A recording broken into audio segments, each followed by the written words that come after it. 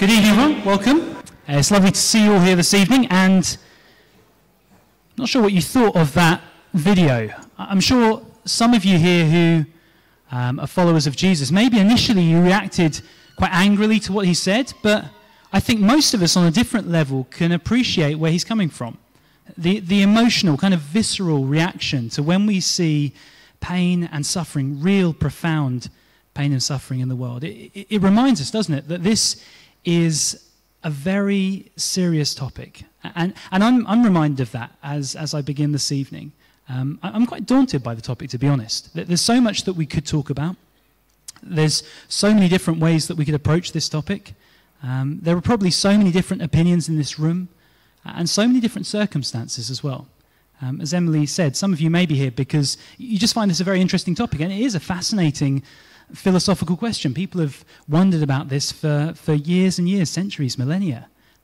But also, probably for many of you, suffering isn't just something in a test tube in a laboratory. It's something that you're experiencing right now. And so I really want to be sensitive to that this evening. I'd like to do my best to speak to all of you in all your circumstances, but I know that's impossible. So please accept my apology at the start that we're not going to be able to handle everything. In fact, what we cover in the first part of this evening is probably just going to be scratching the surface, just getting started.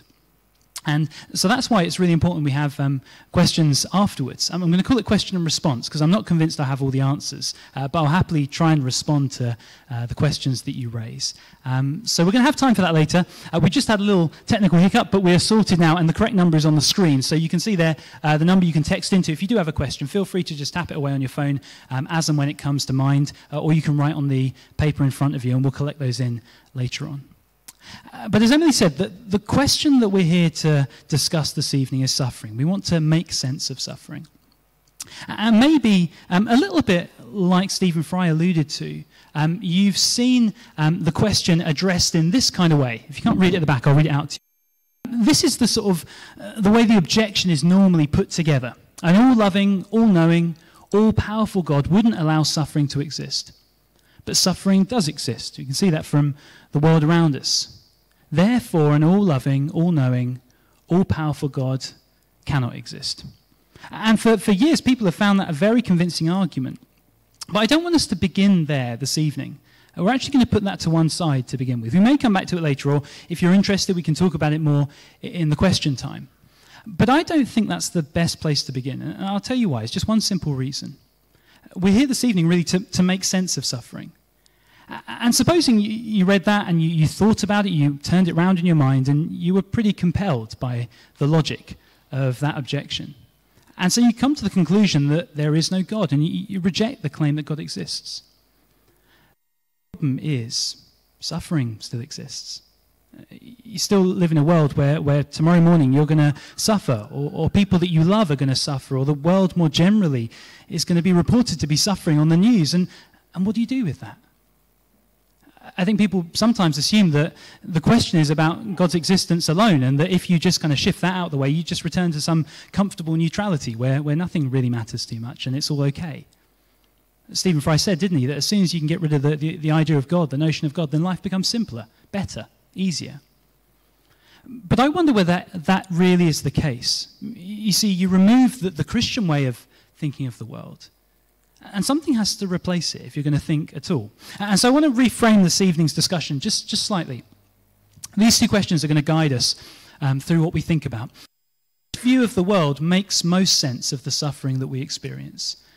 And which view of the world best equips us to overcome the suffering that we face?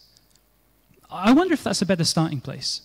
There are all kinds of different ways that people think about suffering, that people view the world, and how pain and suffering fits into that. Loads of ways, aren't there? Probably as many different worldviews in this room as there are people. Very nuanced, very different, the way that we think about things.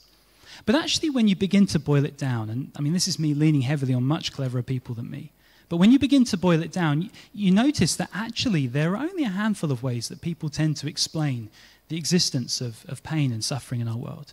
Just a handful of ways that people try and make sense of suffering. And so just suppose for a moment that you were planning to reject the Christian idea. What would you put in its place? And would it really help you to make sense of the suffering that we face? Would it really equip you to be able to face the suffering that inevitably you're going to face and I'm going to face as we walk through life? So I want us to look at 4 or 5 different ways that people sometimes approach this question and just compare them to what the Bible teaches. And then maybe we can discuss it further in our Q&A. So the first description, it's kind of like a bucket, I suppose. These are all like buckets you could dump all kinds of different philosophies and religions into. The first kind of general one is moralism. I've defined it like this. We experience suffering because we fail to keep some kind of moral code. Therefore, we overcome it through obedience. That seems all right, doesn't it? Kind of cause and effect. You do this, so you experience this kind of suffering. It's very simple, very transactional. It's like algebra. And probably the neatest way of expressing this is what we call karma, the Hindu idea of karma, that what goes around comes around. If you do X, then something else will pop out as a result of that. If you do evil in this way, then this will be the way that you'll suffer as a result, a kind of judgment for that. And I guess we can see there's a kind of logic to this. I mean, if someone commits a crime, then probably there'll be some kind of judgment for that through the courts. And we can see the logic of that. But is it always as neat as that? Is it always as one for one in the correspondence as that? See, I don't know if it is. I don't think it is. I mean, let's think of some other examples. I mean, take a huge natural disaster, a tsunami or a mudslide. Hundreds of people die. Are we really saying that those people are more guilty than other people, that those people are paying for their disobedience to a moral law? Maybe take a child who's born with a terrible disability. Are we really claiming that that child is paying for sins in a previous life, or that she is paying back for what somebody else did? I mean, this morality, this strict morality, I'm not sure it leaves us with a very nice taste in our mouth. Another approach is what I'm calling, fatalism. It's the second bucket which we could use to describe kind of how suffering exists in the world. We experience suffering because it is decreed by a higher power. Therefore, we must simply accept it. I mean, you see this in all kinds of guises. People, I think, dip their toe in the water with horoscopes, don't they, and checking the stars and that kind of thing. Written in the stars, it was meant to be, that kind of language, that things just happen because someone's decreed it. A higher power has decreed it to happen. It's written ahead of time, and it just rolls out in a deterministic kind of way. I mean, we see this probably most clearly in the religion of Islam, don't we? Where there's an inscrutable will of Allah, that this will happen or that will happen. And so the result is that you accept the suffering and you deal with it. Another approach which people might use is what I've tried. I couldn't think of a very good term for this, but it sounds a bit highfalutin, doesn't it? Self-transcendence is just an illusion. Therefore, we overcome it through detachment. You find this in ancient Greece, in the Stoics. You also find it probably most obviously in Buddhism. And in Buddhism, the idea of suffering is just an illusion. It's in your mind, and it's to do with your desires. Siddhartha Gautama, who founded or first conceived Buddhism, he taught that suffering was to do with our desires. If you desire something and then you can't have it, then you suffer. Just think if you're on a diet or something and you're trying to cut down on chocolate and crisps and nice things, and then you suffer, don't you? Because you don't have the chocolate and the crisps and the cakes and whatever else it might be. But just imagine that you didn't desire them anymore. If somehow you could train your mind to think differently, to want different things or to want things less, then perhaps then you would suffer less. Maybe it works a little. But when we drill down to real, meaningful, significant suffering, I mean, again, take that terrible example that Stephen Fry gives of a child who contracts bone cancer. The pain that his or her parents must feel, the anguish, the anger, the frustration that they must feel. As a real-world philosophy, does self-transcendence help us? Think it away. See things differently. Desire that your child is well less. Desire your child less. Love your child less. I mean, arguably, if you could even begin to do that, you would feel less pain, I guess, but does it really work? Does it really feel right? Is that a way to conceive suffering or to deal with suffering? We've thought about 3 examples that crop up in major world religions. But in our culture, probably the biggest default that people slip into as a way of thinking about suffering is secularism. And maybe this definition is a little overly critical, but I'm going to run with it anyway. The main goals of life in secularism are individual comfort and meeting your needs. Therefore, suffering is meaningless and should be avoided at all costs. The fascinating reality of secularist belief is that they believe there's no God. There's nothing beyond, nothing transcendent, nothing beyond the mere physical and what we are now. And so life is about enjoyment. Life is about comfort. Life is about self-actualization. And of course, suffering has nothing to do with any of those things. Suffering is completely absent from all of those things, isn't it? And so suffering in the kind of worldview of a secularist is a very unwelcome part of life. It kind of just gets in the way, doesn't it, and stops us from doing the things we want to do. And one of the other things which we notice, I think, I'd really recommend this book by Tim Keller, Walking with God Through Pain and Suffering. And one of the things he notes in here is how unresilient our secular cultures generally are to pain and suffering. And I think I probably feel that myself, actually, as someone who's a child of secularism, who's grown up in the West, thinking like this, being kind of fed this kind of thinking through the media. I find myself far less resilient than most other people in other parts of the world or in different centuries might be to suffering. And it's because we're not given the tools to deal with it. However weak or however much we might critique the other different views we just looked at, they seem to help people to work through suffering in one way or another, whereas secularism offers very little hope. In his book, he quotes Richard Dawkins. I think every book that deals with these kind of topics quotes Richard Dawkins at one point or another. But Richard Dawkins, if you don't know, is a famous scientist. He is a secularist. He is an atheist. He does not believe in God. And so he describes with an incredibly honest and transparent way what his worldview looks like and how his worldview speaks about suffering. So this is Richard Dawkins speaking, the atheist scientist. He says, in a universe of blind physical forces and genetic replication, some people are going to get hurt. Other people are going to get lucky. You won't find any rhyme or reason in it, nor any justice. The universe that we observe has precisely the properties we should expect if there is, at bottom, no design, no purpose, no evil, no good, nothing but pitiless indifference. And what I find striking about that quote is just how honest it is, but also how hopeless it is. And how if that was my worldview and I had come to terms with the full implications of it, how thoroughly unprepared I would be to deal with loss, or with grief, or with terminal illness, or with redundancy, or with any other interruption in life. I just wouldn't know what to do with it. And so in response to all of these things, I want to suggest to you that actually the Christian reaction to suffering, the Christian description of suffering, the Christian the way that Christianity equips us to deal with suffering is remarkably powerful. That actually these are the kinds of options we've got if we reject the gospel of Christianity. Embrace we're well equipped to deal with these things. Now I should say before we go any further that Christianity doesn't give a kind of neat, tidy answer to suffering. I think actually one of the weaknesses of the things that I've suggested so far is they're a little too neat and tidy. I mean, take karma, for example. The very neat, transactional, one-for-one kind of dealing with suffering and with sin. It just doesn't seem to fit with the world that we exist in. And so in response to these things, Christianity speaks. Unlike moralism, Christianity says that suffering is often disproportionate. I find this really helpful. I mean, there's a passage in the Gospels where Jesus is talking to people about a tower that has collapsed. And they're asking him, well, those people who were killed in the collapsing tower, were they more guilty than other people? Was God punishing them directly in this kind of one-for-one correspondence for something that they did earlier in the week or at some other point in their life? And Jesus says, no, they weren't more guilty.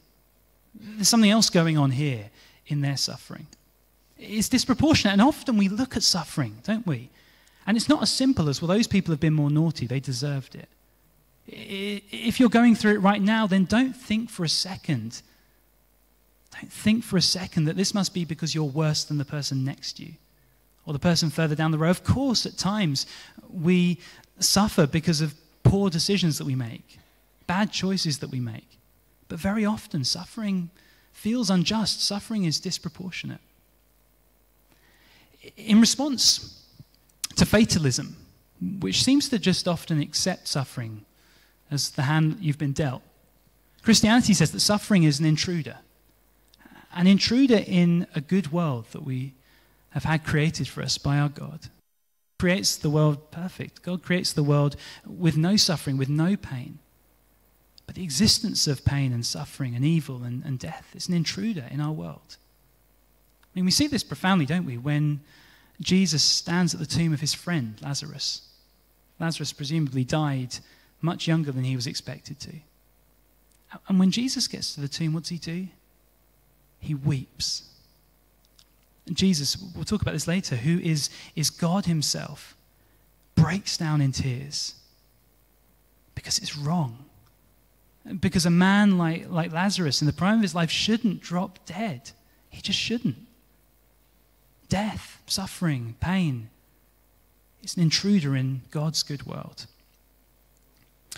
And in response to what I've called there the self-transcendence kind of view, Christianity declares firmly that suffering is real. I mean, you listen to a lot of the philosophies of the East, and they'll tell you that suffering is an illusion, that suffering is in your mind, that suffering is something that you can take control of. But the Bible is honest about suffering. It is real. It hurts. And finally, in response to secularism, Christianity says loud and clear that suffering is not meaningless. And again, I think this is maybe one of the clearest notes of hope for us this evening, especially if personally you are going through it at the moment.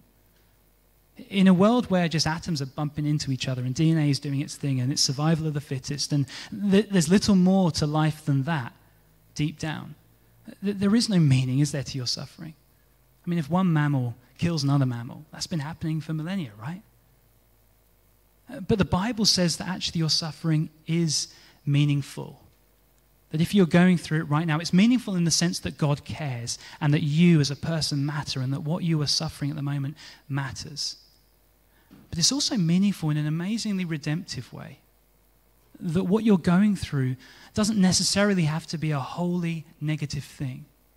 Now, this is often a mystery to me, but God has a wonderful way of taking terrible circumstances and turning them around to bring good out of them. They can be meaningful in that sense too. So in response to these four views, moralism, fatalism, self-transcendence, and secularism, four kind of alternatives that you could embrace if you were really to chuck away the Christian idea of dealing with suffering, what does Christianity actually have to say about suffering? My stab at a definition that fits onto a PowerPoint slide at size 40 font. That's a tricky one to say. So it's obviously missing a lot, but here we go. Suffering is an intruder in God's good creation.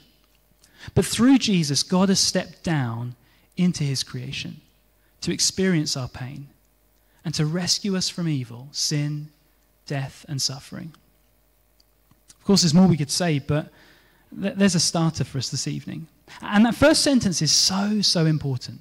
Let me just make that really, really clear to us this evening. Christianity says that God made the world good. The world was not conceived by God to be a place, a dualistic place with some good and some bad, kind of constantly in flux. It was a place that was totally good, full of goodness, without pain and without suffering. And so this suffering and this pain that we now experience now is an intruder in God's good creation. And regularly, when you read the Bible, you see that this came about because of humanity's rejection of God. As we turn our back on God, as we reject him as the source of life, as the source of knowledge of what is good and what is evil, suffering just begins to spread like a cancer in our world. But what's really remarkable about the Christian message is what God does next. And this, I think, is what sets Christianity apart from any other worldview that I have ever encountered. That God in Jesus steps down into our mess. I mean, what could God do? God could just kind of wipe us out and start again. God could just walk off and never talk to us again. But instead, he chooses to step into the muck and the brokenness and the mess of our creation. I want to read to you the words of one of the writers of the Bible. A man called Paul, he writes this, it's very small, so I'll read it out to you. He writes this about Christ Jesus, who being in very nature God, did not consider equality with God something to be used to his own advantage. Rather, he made himself nothing by taking the very nature of a servant, being made in human likeness, and being found in appearance as a man. He humbled himself by becoming obedient to death, even death on a cross. Maybe the key thing to the Christian view of suffering, the one thing I'd like you to take away this evening is this, that God doesn't just observe from the distance as we go through what we go through. But in Jesus, he has stepped down into our suffering. And not just stepped down to kind of have a look around, but he experienced suffering in a way that probably none of us have done. The rejection that he experienced, the misunderstanding that he experienced, hunger and thirst that he experienced, the agonizing death that he experienced. Jesus humbled himself completely. And so when you walk through suffering, don't think that God is at a distance, not able to understand what you're going through. God knows the pain that you feel. But more than that, the cross is not just that God can sympathize with us. One author puts it like this. He says, Jesus suffers the full consequences of evil. This is on the cross. Evil from the political, social, cultural, personal, moral, religious, and spiritual angles all rolled into one. Evil in the downward spiral hurtling towards the pit of destruction and despair. And he does it so precisely as the act of redemption, of taking that downward fall and exhausting it so that there may be new creation, forgiveness, freedom, and hope. It would be one thing, wouldn't it, to say that God recognizes what we go through, that he's kind of been there too, that he feels our pain. But that kind of has limited application. What the cross of Jesus says is way, way more than that. It says that Jesus bears the full consequences of our sin. As I said earlier, that the suffering that we experience is a consequence of us turning from God. And like anything that you do, it has a consequence. And so Jesus on the cross is bearing that full consequence, not just for the occasional misdemeanor, but for every wrong deed that's led to every ounce of suffering and pain in the whole of the world and across the whole of history. But more than that, Jesus was experiencing that sort of centered on him, as though evil and death were pouring everything it had into him, throwing everything they had at him. And he absorbed it all. And after Jesus was done dying on the cross, and after sin and death and evil and pain had done everything that it could to him, after he was finished dying, God raised him to life again. And again, this is unique to Christianity, a God who dies and is raised again. And in the resurrection, this isn't just a pat on the back for Jesus, for a job well done. This is God showing us what will one day happen to everyone who trusts Jesus and to the world in the fullness of time. Christianity declares that what has happened to Jesus, life from death, hope from destruction, will happen to everyone who trusts in him, and will happen to this whole planet and this whole universe. I mean, that's astounding, isn't it? Often people imagine Christianity is kind of all about this sort of distant hope of heaven, kind of up there in the clouds. But don't believe it. Don't believe it. The Christian hope is for this world that God has made, that God will restore it, that God will bring it back to what it was always meant to be, and beyond that. That from the death that we now experience, one day will spring life. From the hopelessness that we now experience, one day will spring new hope. And Christians are confident of that hope because Jesus has already gone before us. Jesus has already transcended pain and suffering. is already living that resurrection life.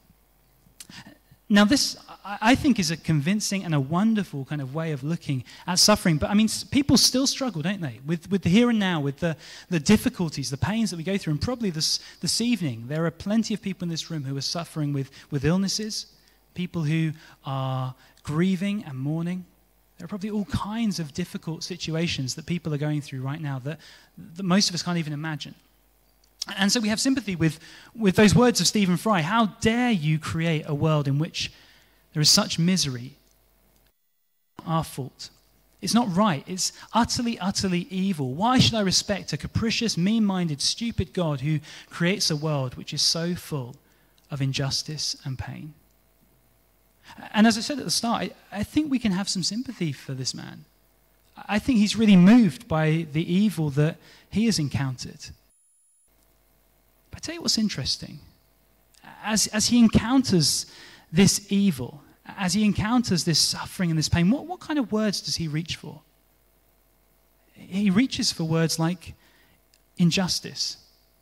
He talks about things being wrong, about things being evil. And fascinatingly, these are precisely the kinds of words that actually, when you dig down, his worldview just can't support. Now, of course, his humanity kind of bubbles up and he feels this way because we all do, don't we? But the point is, if he was to be consistent to the worldview that he holds, that statement makes no sense at all. And so it could be that actually the feeling that he has and the reaction that he is having to evil isn't an argument against the existence of God, but quite the opposite, an argument for the existence of God. I mean, we all feel that, don't we? When a child is ill, when we see famine or natural disasters on the news, when we hear that a marriage is breaking down, that someone's been made redundant, any level of suffering, we react against that and we say it shouldn't be so. That's not right. It's not fair. But those reactions, they assume that there is some kind of absolute standard of right and wrong, don't they? I mean, Stephen Fry, in describing God as unjust or as evil or as wrong, he's calling God out on some kind of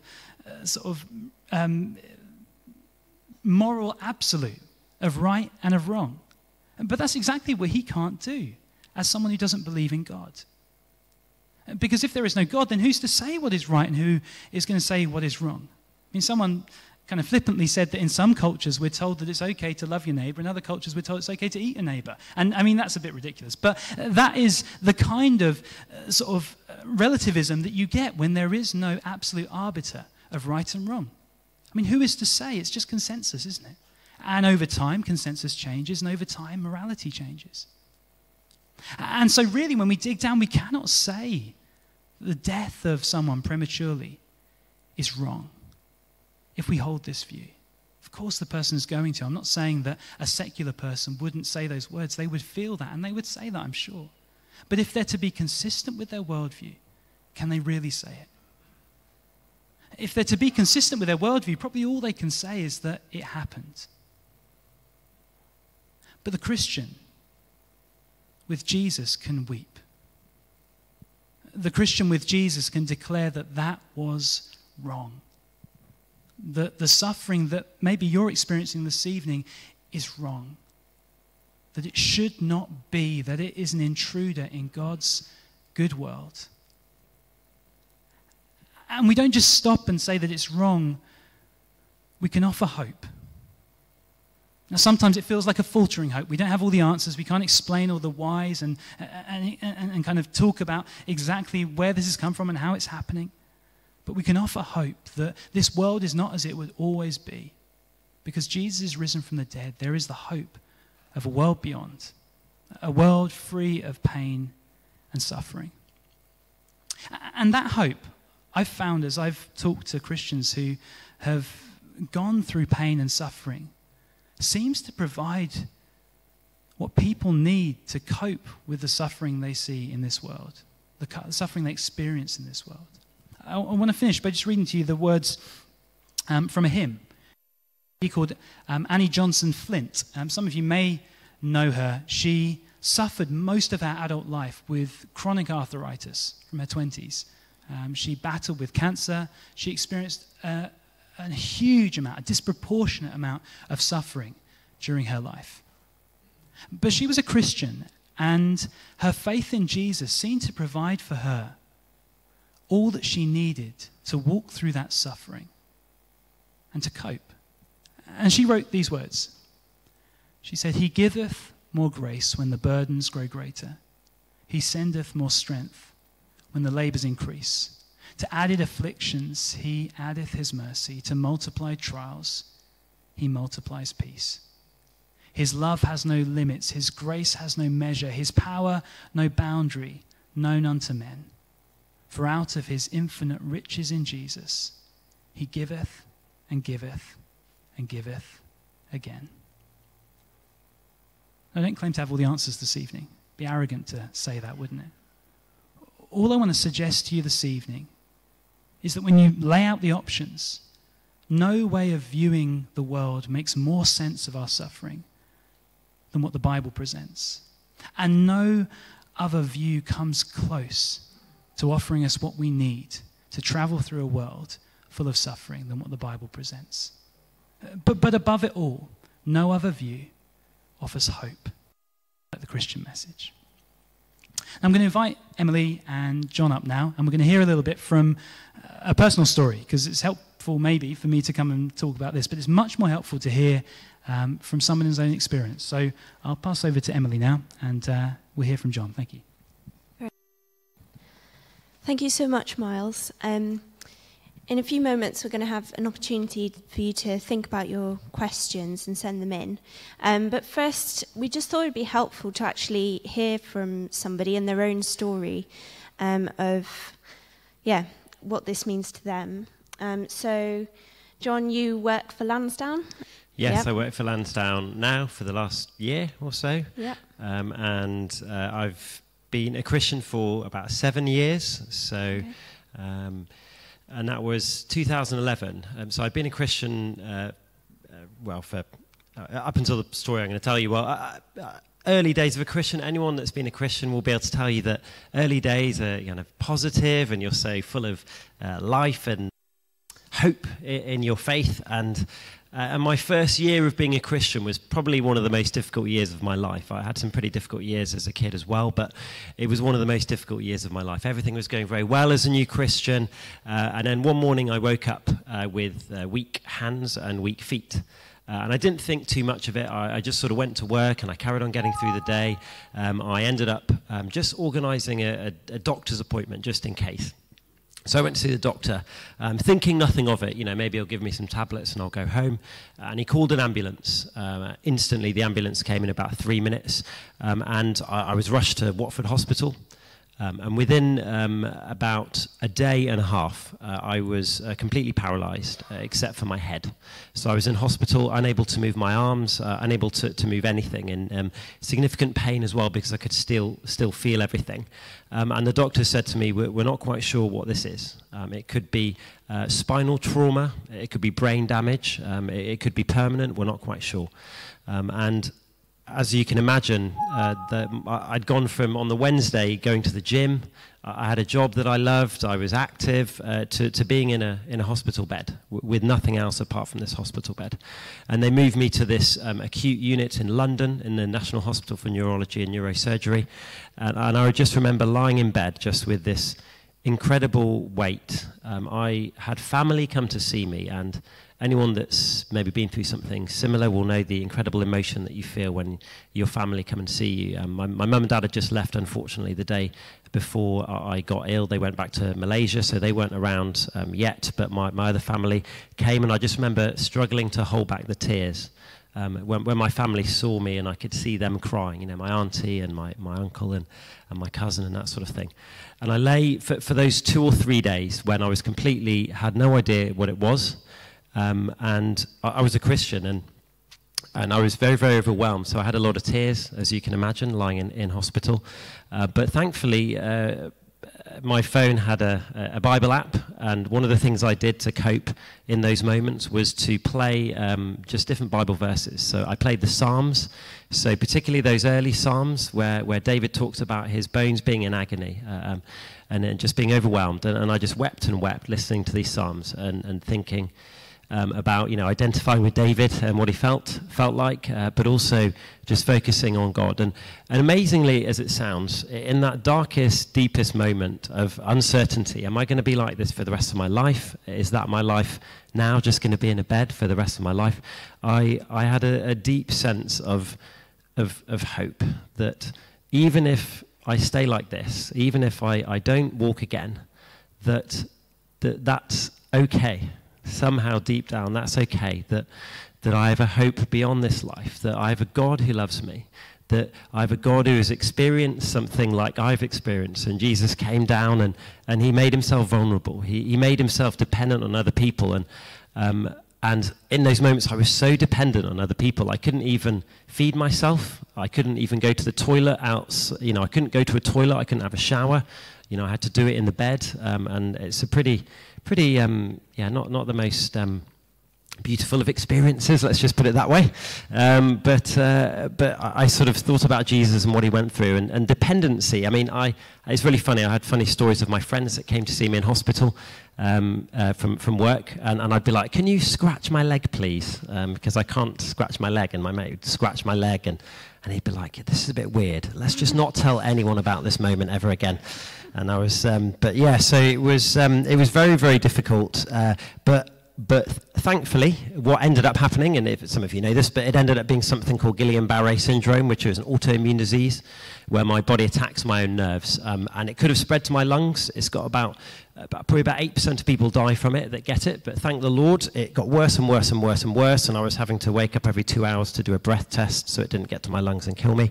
But it flattened out once I'd had this immunoglobulin, and I very, very slowly started to improve. And as you can tell, I'm okay today, but it was a real test of my faith, I guess, because I was saying to Emily earlier, I remember in the early days of becoming a Christian, I just remember praying to God and going, "God, you are more than anything else in my life. I'm willing to give everything up, whatever it is, my money or my relationships. You are above everything."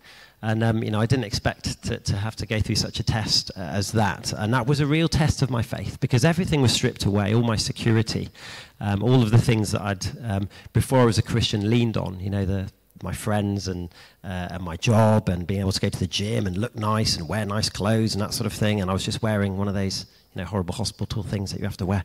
So it was a real test. But did you want me to tell you about how it how it changed me? Sorry, I'm just speaking a lot. You're not really into it. I'm just chatting. One of the things that really taught me about my own faith was just the utter dependence on God. And as much as we think we have control of things, we don't. So much of our lives we don't have control of. So I just had to trust God in those times. But also it made me really identify with so many people in the world that live their lives like I did in those few weeks. And I was in hospital for 2 months in the end, but it really gave me such a heart for many people across the world that are disabled, that maybe elderly, or whatever it is, that really struggle in that way. And it gave me a real heart for that, and I'm able to identify with people through those days. And when I think about how I dealt with that suffering, I talked a little bit more about when I was younger. So I've only been a Christian for 7 years, and then before that I was not a Christian for 30 years, even though I grew up in a Christian family. I was good at pretending like I was a Christian. And when I was at school, I had a pretty difficult time. I went to boarding school. I was, I guess, bullied quite a lot. We were beaten up every day by the upper years, and it was pretty miserable, really, for a couple of years. And the way I dealt with it then was to do everything I could to survive, just impress all my friends, get into trouble, be naughty, and just close myself in, if that makes sense. Not properly deal with any of the issues. Almost the opposite of sort of dependence. a bit like self-dependence. I'm going to get through this. I can do this. And any time I face difficulty in the future after then as a non-Christian, I would just close in on myself and go, nope, I've been through worse than this. I'm going to get through this. I'm going to be stoic and survive. But actually my experience in hospital was completely different. It was dependence. I had lots of people from my church come to visit me, and I lent on them, and I depended on them, and primarily I depended on God. And that was really what got me through that time. John, thank you so much for sharing your story with us. So we're going to have 5 minutes now where you can either write down questions on a piece of paper or and just wave them in the air and the stewards will come and get them from you, or you can text in questions, or you can just ask them in a few moments, and you'll be able to ask both John and Miles your questions. So we'll have a few moments, bit of music, and then we'll come back together. Thank you.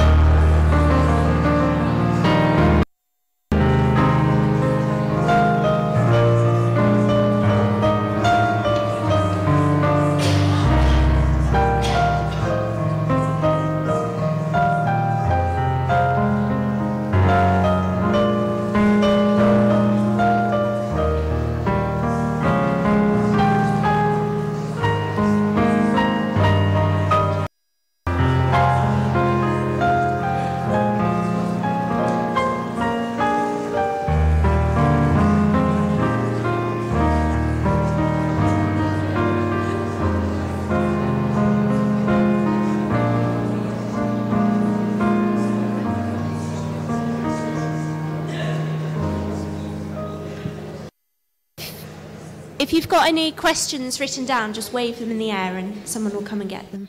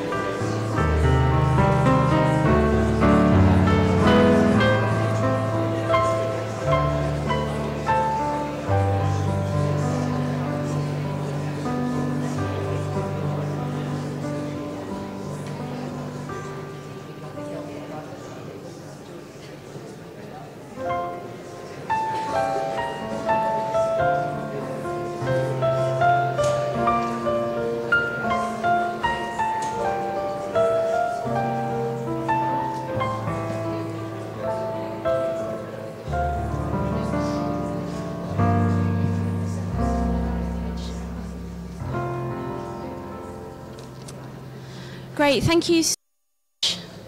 Thank you so much for sending your questions in. We've got some really good questions here, and if you want to carry on texting or at some point raise a hand, then please do. I think we'll start with one of the ones that was texted in. So someone has asked, the scriptures state that God predestined the crucifixion of Christ. How can a good God be the author of such evil? That's a lovely question to kick off with, isn't it? Just get us warmed up. I mean, I have to say that questions to do with predestination and God's sovereignty and God's free will, I think if we kind of talk them out of being, in some sense, mysterious, and I think we miss the point. Over the summer, we were looking at the story of Joseph in church. And actually, something that Joseph says, I think is quite helpful here. He talks about the way that his brothers treated him. If you don't know the story of Joseph, there's a great musical about it, which won't help you at all. But also, you could read the Bible. And at the end of Genesis, Joseph is reflecting with his brothers on what happened to him. And he talks about how they intended to harm him, but God intended it for good. And to me, that is very confusing. I mean, I don't pretend to understand that. It almost feels like a paradox. I think I would want to call it a mystery, though. That somehow, even when people set out to do the most horrendous and evil things, God can bring good out of those things. And more than that, not just that God manages to turn them around, but God predestines them for good. Now I'm not quite sure how we bring the two together. And I think you can believe both things to be true without being able to understand exactly how they come together. And so I believe that the Romans crucified Jesus, that it was the Jewish religious leaders at the time who led him to be killed. But it was also God's will that he be crucified. And so somehow the two hang together. The question of it being evil, I think, yes, it was an evil thing, wasn't it, for the author of life to be killed. But more than that, it was God's self-sacrifice to save people. It was God's self-sacrifice to end suffering and pain, like we've talked about this evening, and to bring about a new creation. And so it certainly was a terrible act that was done, but it was God's amazing grace, Jesus' amazing self-giving love. And I don't really know if that answers the question. I find the question confusing myself, just because it's a difficult question. But I think as Christians, we hold on to both, that humanity set out to do something awful and evil. But even before that, God had predestined how he would save people through that act. So I don't know if that really helps, but I think it is a bit of a mystery. And I think we can't really un-mystery it. I think it is. Yeah, okay. Sorry. Great. Before we go to another texted in one, do we have any questions from the floor? Or does anyone want to respond to what Miles has just said? I've just put the metronome on. Adds a bit of like suspense, doesn't it? Yeah. It's great. Yeah.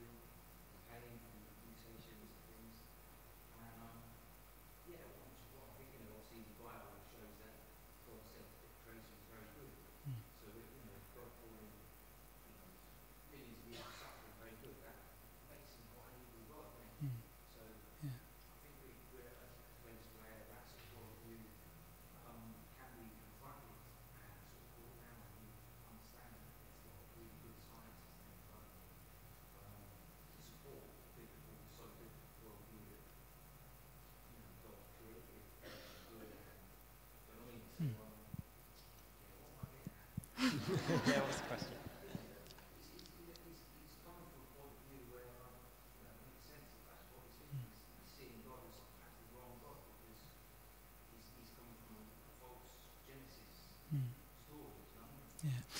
Just for the tape, if everybody, and maybe in the room people wouldn't necessarily have heard that. And Gav was just talking about how for Stephen Fry, I suppose for the majority of atheists, they have a meta-narrative or kind of a big story of how we've come to be where we are and who we are.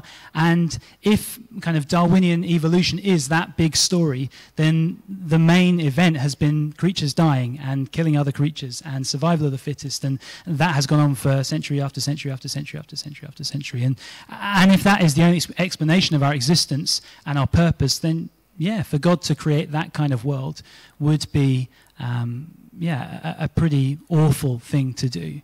And I think, I mean, Gav was also pointing out some of the scientific arguments against evolution. I think it's fair to say that there are also Christians who would hold different views, but even where Christians would affirm evolution, they would want to say the meta-narrative is not survival of the fittest and kind of gradual mutations. The meta-narrative is that a good God has created a good world, and they synthesize that in different ways. But I think for either of those Christians, however they're looking at it, they have a very different take on the world, don't they? Where God is good and where God did not create a bad world or a world where suffering was an implicit part. So, yeah, and I think it's a really helpful contribution. Thanks, Gav. Yeah. Great. Question about one of those other alternative views. Doesn't humanity's rejection of God fit into a worldview like karma? So we rejected him, therefore there is suffering. Yeah. That actually raises maybe a bigger view, which is, a bigger point, which is that those other views I mentioned, they're not completely wrong all of the time, in a sense, or there is truth in many of them. So I think I might have mentioned slightly, but let me make it clear that the idea that sometimes we do something and there is a consequence, that's true, isn't it? And I think we all know that from our own experience. But what karma seems to have is a cold, one-for-one correspondence between you do this and this is the result. Now, it may be unclear at the time what that is, but there's a simple law of cause and effect. And what I think is different in Christianity is that it just isn't a simple law of cause and effect. For one thing, we sin and God offers grace. I think that is the most profound break in the cause and effect that you get in the gospel. Of course, if people continue to resist God, then there are consequences to that. And that is a really sad thing when someone chooses to take that step. But for those who turn to God, it isn't cause and effect, sin and judgment. It is sin met by God's wonderful grace, his self-giving love, his acceptance and his mercy, which is the polar opposite of what karma teaches. So I think there is an element of truth in that approach to things, but the gospel brings something very, very different, which is the grace of God. Yeah. We've just had another really interesting question in. So I can see that sin has brought suffering into the world, but what about natural disasters? Was the movement of tectonic plates not part of God's original design? At any point, if you want to, John. I can have a go at that. Are you all right? So there's another question which is relatively similar to that around, it's kind of connected around how much of suffering is caused by man or human action against other humans. And this one is really, I would say that probably the movement of tectonic plates is part of God's, the way that the world moves. That the fall has brought that about, and it didn't used to be like that before the fall, and the world would be able to just keep going because God sustains it, and it wouldn't have caused any death. But a lot of the problem with natural disasters are where humans have built. So a lot of the times humans will build houses on areas where probably God would say that's not a great place to build, because if you build there and you live there, then there's a higher chance of you dying. Sadly, it's places like Haiti where the people are the most poor, where they don't have houses. Was it you the other week that was saying about the earthquake in? And maybe it was someone earthquake. There was an earthquake in San Francisco of the same Richter scale as the one in Haiti, and 4 people died in San Francisco, and 250,000 people died in Haiti.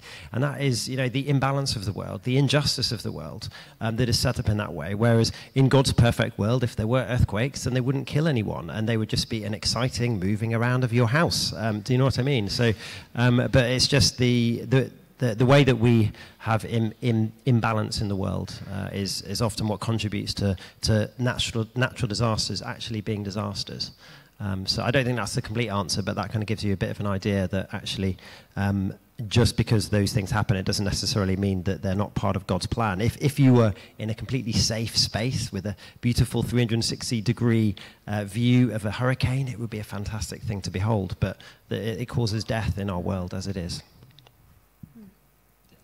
No, I was just going to... I think what it raises actually is that a lot of these questions, I don't think we're given fully formed answers in the Bible for all of these questions, and that's okay.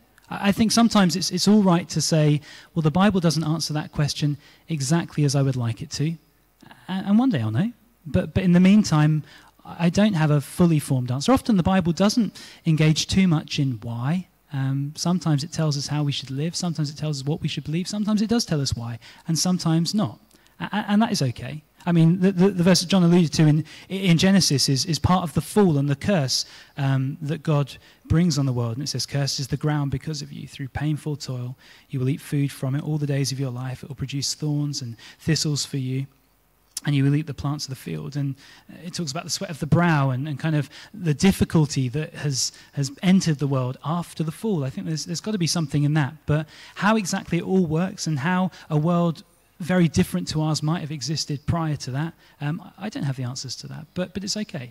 We can not know the answers to some questions. That's fine. But thank you, John. That was a really helpful contribution. Yeah. Do we have any more from the floor that people want to ask? Nope, that's okay. We'll carry on. We'll just do a few more, I think, because of time. And sorry if we don't get to answer your question, but you can come and have a one-on-one time with these guys.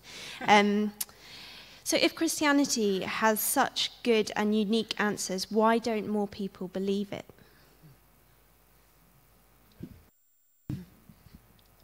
Well, that, of course, is a huge question, isn't it? And, I mean, the Bible comes at that question from a few different angles, doesn't it? I think maybe the most profound is that it isn't just about logic that causes people to believe. I mean, that wasn't the case in my life. It wasn't that kind of one day I had a faulty kind of logical system for how the world worked, and then I fiddled around and changed a few parts, and then it all clicked into place, and then I accepted the gospel. There's something spiritual that goes on. It is the work of God's Spirit, and that is mysterious to me. And we pray, and I mean, that raises another question, doesn't it, to do with people that we long to become Christians who don't, or people that we long to become Christians who take decades to become Christians when we wish they would become Christians sooner. And again, I don't have simple answers to that. But I think if it was as simple as present a good case and everyone would believe, then I am convinced that more people would come to faith. But I think there's more complex things going on here. We talk about a spiritual battle. And I think that's very real, that each person is a part of that battlefield, and God is drawing people to himself, but how and when is the work of his Spirit, and that is mysterious. But, I think we might make this our last question. Where's the best place to start answering any questions about suffering from friends we have who are not Christians? Important one. I think a lot of us will have friends come to us who are non-Christians, and suffering is one of the biggest reasons why they don't believe. But it's good to listen to them. So don't dive in with your theological answers and your 1, 2, 3, 4 points, but listen to them to find out, is there something going on that they're personally suffering with in that particular moment? Listen to their story, hear what it is, and try and get to the bottom of that, because really often they want to be heard. And you can maybe identify with them and say, well, I've been through something similar. I know what you're going through, before you then start talking about necessarily, the theological point of suffering and where it fits in. So that's a really important thing. And once you do get to that point, or if it's someone who, just wants a discussion, then really start with Jesus. Look at him. Look at the suffering servant, the servant who identifies with us in our weakness and our suffering. And Miles talked about Lazarus, where Jesus weeps in front of the tomb. And another thing about that which always moves me is that he's there weeping in front of the tomb. He's weeping with, is it Martha? I think it's Martha. But he knows he's going to raise Lazarus from the dead. He stood there at the grave, and if that was me, I would think, don't worry about this. I'm going to raise him from the dead in a second. And yet he's weeping. He's weeping. So he can't be weeping about the fact that Lazarus is dead, because he knows he's going to raise him again in 5 minutes. He's weeping about the effect that death has on us as humans. The fact that this is not the way it's meant to be. We are not meant to die early. We are not meant to suffer and be ill and all these things that we struggle with. And yet Jesus weeps with us in all of our suffering. So focusing on him and the fact that he's not some aloof God who forces us all to suffer, but goes in with us and steps in with us. That's a powerful place to start with your non-Christian friends who are going through difficulty. Great. Thank you so much to both of you for answering those questions. Thank you so much for sending questions in. And if your question wasn't answered, or if one has just popped into your mind, please come and talk to these guys. Also, you can come and talk to them if it's not particularly a question, but that this topic is something that's quite difficult at the moment. If you'd like to pray with somebody, then there'll be people down the front here who'd be really happy to pray with you. And I really encourage you, if you're here and you're not a Christian, you're exploring it and thinking about things, please don't let tonight be the end of that. Please do find out more, and there's ways that we'd love to help you to do that.